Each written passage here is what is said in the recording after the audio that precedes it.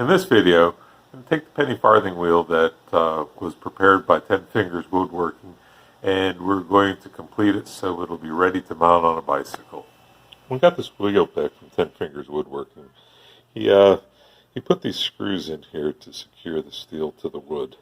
Certainly don't want that sliding off, especially after we get a tire glued to it. But obviously, it's not going to be too beneficial to have that knob there as you're running down the road. It's going to be a bump. There's about a dozen of them, so that make for an uncomfortable ride. So what I'm doing is grinding that head flush. That's the steel around.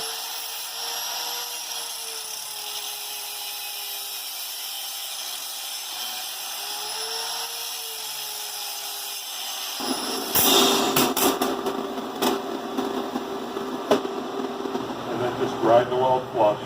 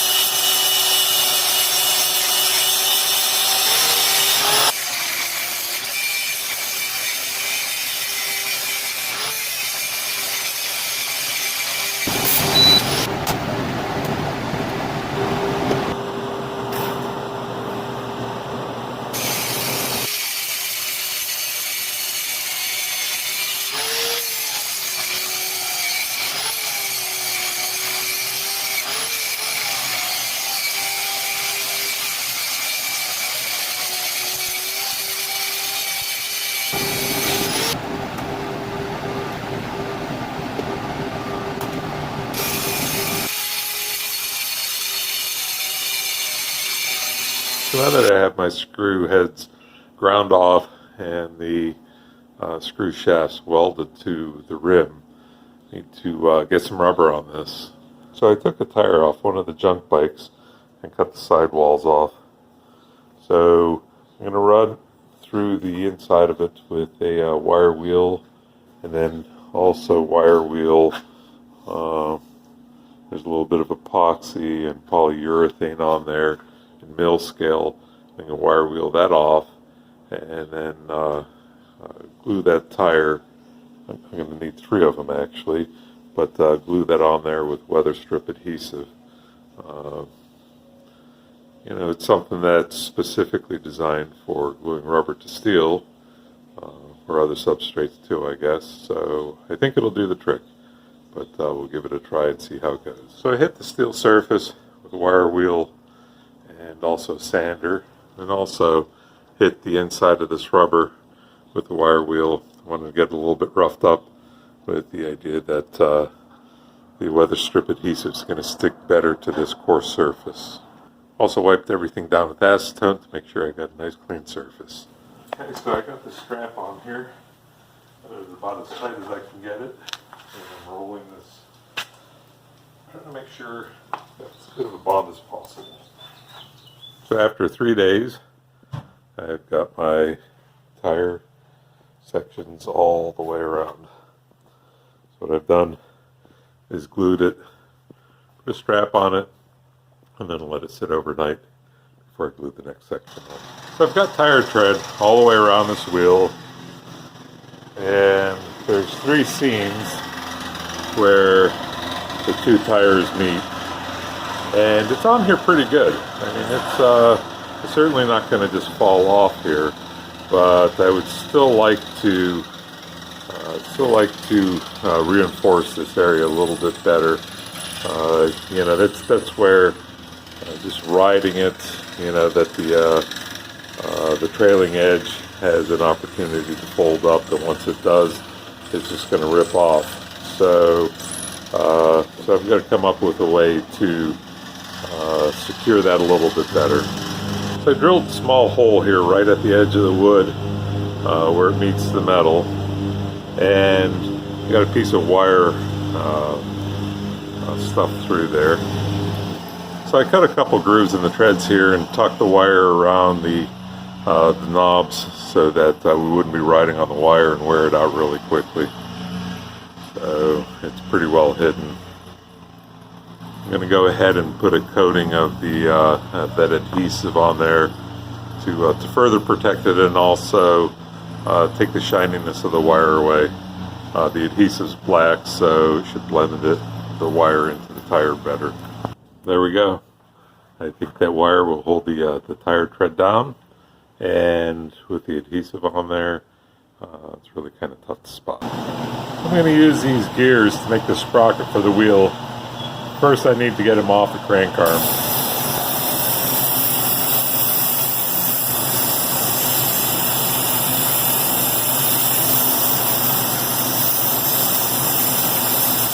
So I'm just heating up this aluminum with the acetylene torch. Seems to me that it'll be easier than trying to grind it.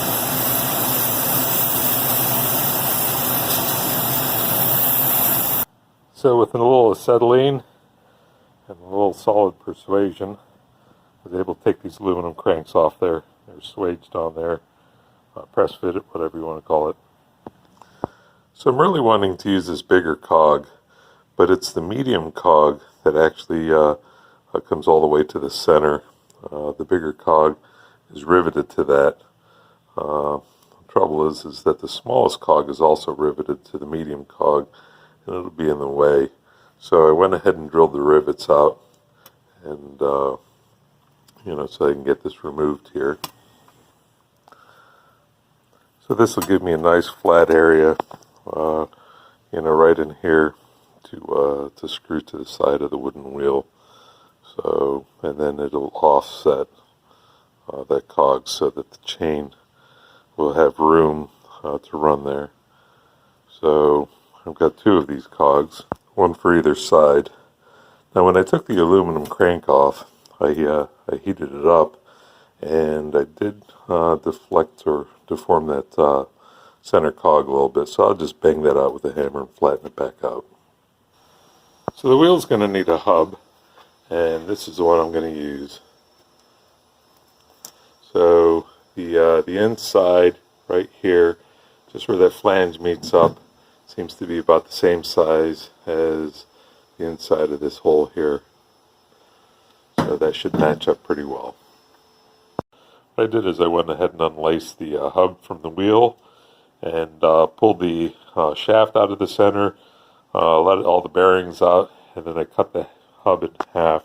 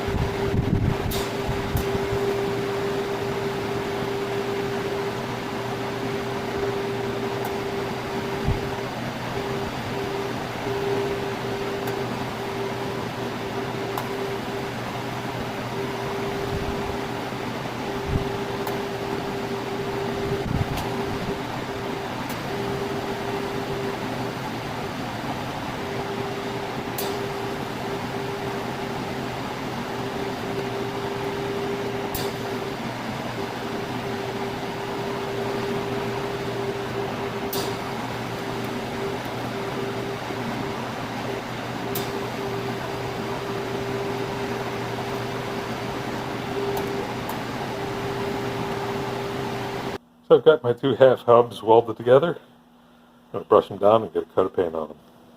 So now it's time to start mounting these hubs to the wheel that I've created.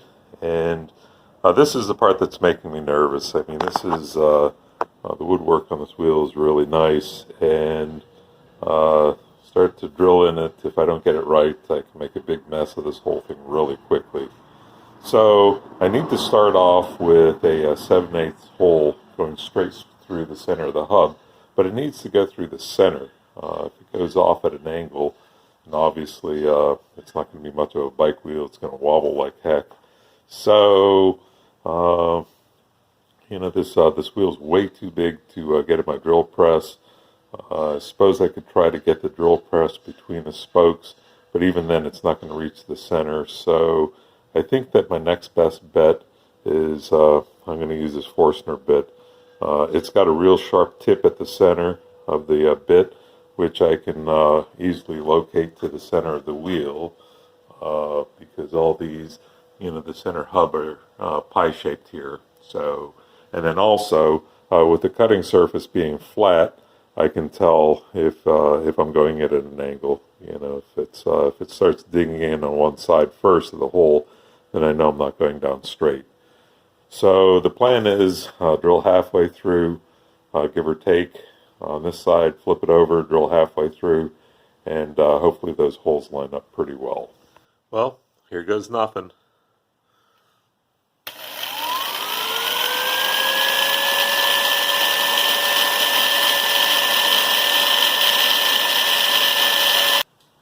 Well, in all honesty, it's luck more than skill, I guess.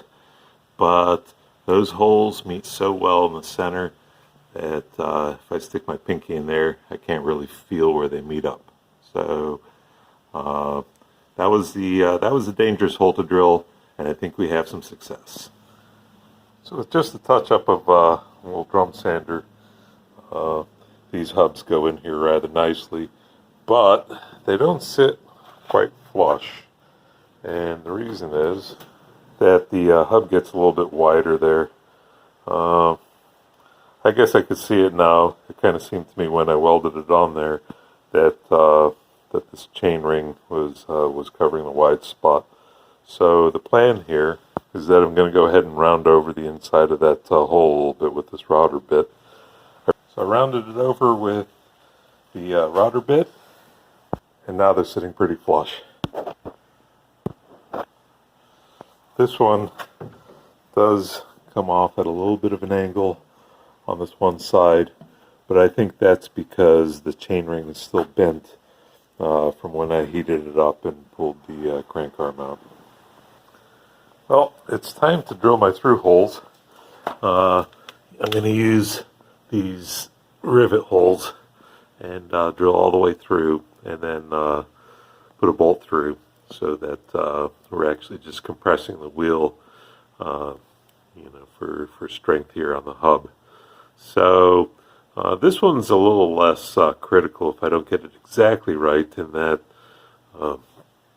if I miss a little bit, I can just drill from the other side and the hole will be oversized. But still, the closer we can get it to perfect, the better. First one came out not too bad. We're off by about half a hole diameter. So I'll drill from this side too. Once again, the hole is going to be a little bit larger than what we wanted, but I think that'll be plenty strong enough. It'll work out just fine. I've got my first bolt through. The hole in the wood is a little bit more elongated than I'd like. So when I drilled my other three holes, I used a smaller drill bit. So hopefully that'll help alleviate that issue. I've got my hubs mounted. It came out really well, I think. So time to put in the axle and see how well it turns in there. Hopefully good. Maybe worth mentioning, when I get some extra bolts or nuts or anything like that from any kind of project, from my old boats or whatever, all the spares that I just throw in a coffee can, and I've probably got 5 coffee cans full, just different nuts and bolts. And it doesn't necessarily happen too often, but these nuts and bolts fit exactly perfect right out of the can. So didn't have to trim them, and the bolt goes just flush to the nut when it's tight. Couldn't have been better. Well, I've got my axle in here, and it rolls pretty well. So it's a little bit gritty because I was so excited to see if it was going to be in there true, or whether one of these pieces were in there at a little bit of an angle, and it would run tight in one portion and then loose in another. So, but anyway, no, it's really nice. So, and with that, I'm going to call this the end of the wheel video. So I'll go ahead and repack those bearings, but I think that the wheel is complete. And that's the first portion of the penny farthing project. I'm going to do another video on building the forks in the frame, and then the last video will be doing the drivetrain, which I expect to be pretty involved, because we'll need a chain on this side and a chain on the other side, and then that's all got to get lined up to the frame. So I think that's going to be enough to keep me busy for a while as well. Thanks for watching my video. Please leave any thoughts, comments, or suggestions in the comments below. Have a great day.